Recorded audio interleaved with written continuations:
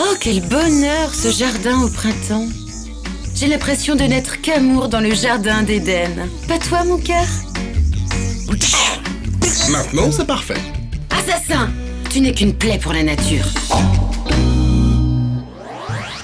Qui dit jardin dit nature. Alors que diriez-vous de jardiner au naturel? Pour ça, rien de plus simple. Accueillez la biodiversité chez vous. Une démarche qui passe par des gestes simples comme laisser un coin de son jardin au naturel, aménager des abris pour les animaux, faire un compost, protéger son sol naturellement. Avec ça, pas besoin de pesticides ou d'engrais. Il suffit simplement de choisir sa méthode et d'adopter une attitude écologique. Comme avec le compost.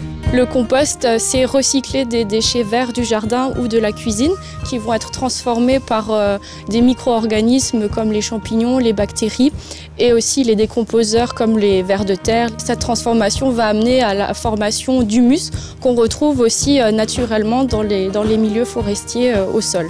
Le compost sert ensuite à enrichir naturellement son jardin, ses massifs floraux et son potager. Une manière de vivre son jardin en respectant son cycle naturel. Pour certains jardiniers, un véritable mode de vie. J'aime bien jardiner au naturel, dans un jardin qui se gère tout seul et qui est juste guidé. Alors pour le compost, toute la famille s'y met. L'idéal, c'est d'avoir une poubelle pour les fruits locaux et les légumes locaux, et puis d'avoir une autre poubelle pour les agrumes. Et vous ne mélangez pas les deux. J'ai pas de composteur, mais moi je le fais en fait en les enfouissant dans la terre. Au bout d'un an, je transfère le compost tel qu'il est, tel qu'il a mûri, dans un autre endroit. Et ensuite, je fais pousser mes légumes avec. Et ça marche très bien. On a mis dans la boucle les enfants maintenant. Et les enfants savent très bien que les fruits de la région vont dans telle poubelle, les agrumes, on les met dans l'autre. Et en fait, tout ce qui vient de la nature revient à la nature.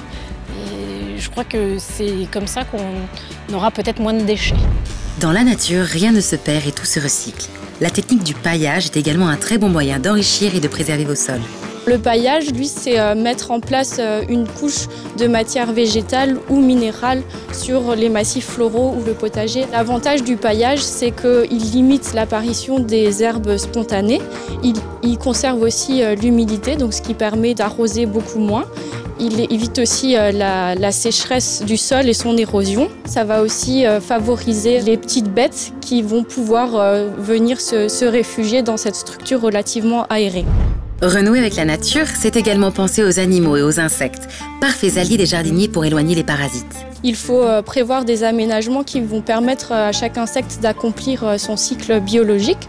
Donc pour cela, il faut tout d'abord qu'il puisse trouver de quoi se nourrir. Donc on va par exemple pouvoir laisser des plantes spontanées, des fleurs qui vont leur fournir du nectar, du pollen. Aussi, on peut ensuite mettre en place des abris pour qu'ils puissent se réfugier pendant l'hiver ou lors des intempéries. Pour fabriquer des abris à insectes, à chacun sa méthode. L'important, c'est de donner envie à la faune de venir se poser dans votre jardin. J'ai commencé tout bêtement avec des tas de bois, des fagots, et je les ai apposés les uns sur les autres. Et puis, c'est avéré que non seulement il y a des insectes dans ces tas de bois, mais il y a aussi des orvets. Et du coup, on a toute une biodiversité animale qui vient dans le jardin. J'ai vu des martins pêcheurs, j'ai vu des canards qui sont posés dans le jardin.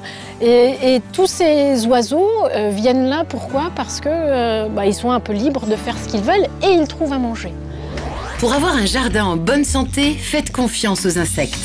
Utiliser le paillage permet d'enrichir les sols. Et le compost est un engrais naturel à favoriser. N'y pense même pas, Bernard.